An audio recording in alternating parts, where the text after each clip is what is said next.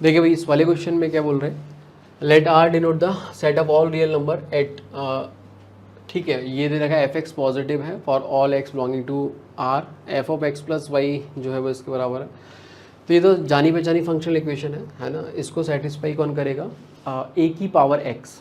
ठीक है निकाल के भी देख सकते हो, पता ही है बहुत बार कर रखा होता है। ए की power X plus Y is equal to A की पावर एक्स इंटू ए की पावर वाई, तो फंक्शन हमारे पास मिल गया कितना, ए की पावर एक्स, और पॉजिटिव भी दे ही रहेगा तो यही होगा,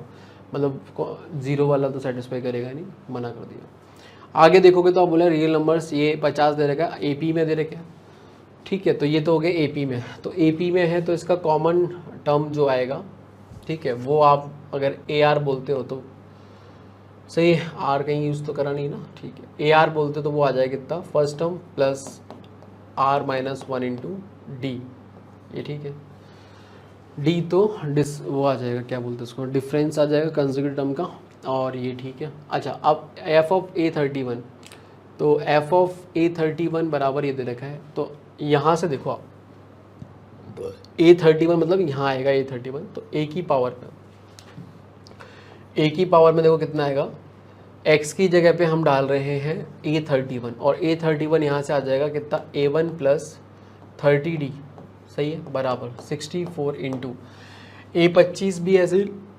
सॉरी लिख सकते हो आप, वो आ जाएगा कितना, ए की पावर पे ए वन प्लस 24d, सही है। तो आप इससे डिवाइड लगा दो तो यहाँ पे आ जाएगा ए की पावर पे ए वन तोड़ जाएगा, 6d बराबर आ गया कितना, 64, मतलब 2 की पावर 6 बोल सकते हो उसको। अब इस पे पावर अगर सेम करें तो बोलो ऐसे लिख सकते हो, ए की पावर डी की होल पावर 6 बराबर 2 की पावर 6, तो यहाँ से एक चीज़ निकल के आ गई कि ए की पावर डी जो है वो 2 के बराबर आ गया, सही है ए की पावर डी 2 के बराबर आ गया। अब नेक्स्ट इन्फॉर्मेशन जो है वो 1 से लेके 50 तक का दे रखा है, तो आपको 6 से लेके 30 तक का पूछा, तो मुद्दा क्या है ये देखें आप, जैसे एफ ऑफ ए आई करेंगे, ठीक है तो आपको समझ में आ रहा है कि भाई ये तो जीपी में ही आने वाले है ना। जैसे एफ ऑफ ए आई का क्या मतलब है, एफ ऑफ ए वन, ठीक है मतलब एफ ऑफ ए वन ऐसे करके जब जोड़ोगे, एफ ऑफ ए वन कितना आएगा पता ही है सभी को, यहाँ पे ए वन आ जाएगा ए की पावर ए वन, ये ठीक है। तो एक बार के लिए चलो मैं ये लिख देता हूँ, एफ ऑफ ए आई कितना आ रहा है ना, तो वो आएगा अपने पास, मतलब वही एफ ऑफ ए आर कितना आ रहा है, तो ए आर जो आएगा वो A one plus R minus one into D आएगा, और ये आएगा इसके ऊपर, तो ए की पावर में A one plus R minus one into D आ जाएगा। अब आप यहाँ पे देख सकते हो बड़े आराम से कि भाई ए की पावर ए वन तो वो कांस्टेंट हो गया, बाहर हो गया,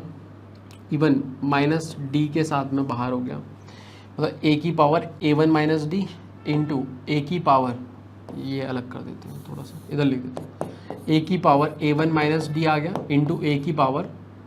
चेंज क्या होगा, ऑफकोर्स आर चेंज हो जाएगा। तो बस ये बस फ़र्क ये है कि जब आप वन डालोगे तो यहाँ वन आ जाएगा एंड सो, तो ये जीपी में बनेगा, ये समझ में आता है। अब जीपी में अपन को कितने टर्म का डिफरेंस लिखना है, सीधे सीधे फॉर्म यही लिख देते हैं, तो this is equal to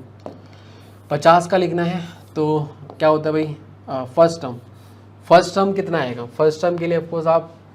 are को 1 ले लो, तो 1 लेते ही आपको दिख रहा है, मतलब ये तो कट ही गया ना, तो ए की पावर ए वन ही आ जाएगा है ना। तो फर्स्ट टर्म तो ये आ गया ए की power A one into 1 minus common difference, ठीक है। तो देखो भाई ये तो सभी में सेम ही रहने वाला है, तो जो कॉमन डिफरेंस आएगा वो आप देख सकते हो यही आएगा, ए की पावर डी है ना, मतलब पहले टर्म के देखोगे तो यहाँ 1 आएगा, फिर दूसरे में स्क्वायर आएगा, तो स्क्वायर बटे ये करोगे तो यही आ जाएगा। तो 1 माइनस कॉमन डिफरेंस उसकी वैल्यू निकाल दिया हमने, 2 की power total number of term 50, और नीचे अपने पास कितना आ गया 1 माइनस 2, मतलब ऐसा भी लिख सकते हो उसको, ख़त्म बात, ठीक है। तो कहानी कहाँ तक पहुँची भाई, फर्स्ट टर्म जो कि ऑफकोर्स ए की पावर ए वन आ जाएगा, और नीचे ये दिस इज इक्वल टू दे रखा है 3 इंटू 2 की पावर 25 प्लस 1, तो यहाँ से देखो फर्स्ट टर्म भी निकला है अपना, तो ए की पावर ए वन बराबर 3 बटे ये आ जाएगा 2 की पावर 25 माइनस का 1, और समझिए ना इसका एक फैक्टर क्या हो जाएगा, 2 की पावर 25 को मान लो आप a, तो वो उसका स्क्वायर माइनस 1 का स्क्वायर, तो 2 की पावर 25 माइनस 1, 2 की पावर 25 प्लस 1, तो 25 वाला कट गया, ये आ जाएगा, तो फर्स्ट टर्म काइंड ऑफ ये आ गया। अब हमें जो निकालना है एक बार उस पर भी बात कर लेते हैं, हमें चाहिए 6 से लेके आगे का ना, तो अभी पता तो है ही भाई जीपी बनेगी, और बस फ़र्क ये आ जाएगा कि फर्स्ट टर्म क्या हो जाएगा, ठीक है, इसको लिख रहे हैं अपन, है ना। तो फर्स्ट टर्म ऑफकोर्स ये बात है कि भाई A6 आ जाएगा। तो A6 के हिसाब से देखो यहाँ पे क्या कहानी रहेगी, लिख देता हूँ मैं, A की power A1 minus D into, ये तो 2 ही हो गया, तो 2 की पावर पे, है ना,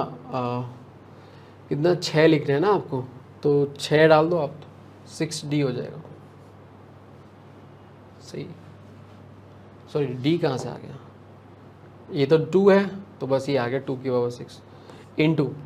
1 minus total number of term आप देखें कितने बनेंगे, तो वो आप ऐसे देख सकते हो बड़े आराम से, फाइनल माइनस इनिशियल करोगे और 25 टर्म बनेंगे, है ना, तो वो आ जाएगा 2 की पावर 25, मतलब टोटल 25 टर्म है और कॉमन रेशियो तो 2 ही है,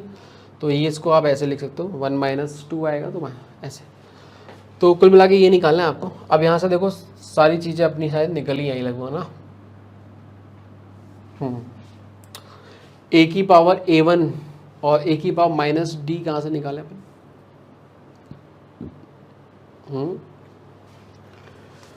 फर्स्ट टर्म अपना क्या आया था यहाँ पे, यही आया था क्या, एक मिनट, फर्स्ट टर्म मतलब f ऑफ A1 मतलब f(a1) आ गया ना,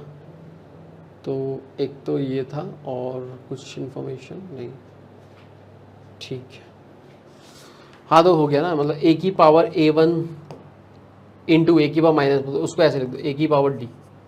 ये 2 है, बस डन। 2 की पावर 6 हो गया और ये 2 की पावर 25 माइनस 1। अब इन सब की इंडिविजुअल वैल्यू पता है, इसकी पता है अपन को कितना आता है भाई, 3/2 की पावर 25 माइनस 1,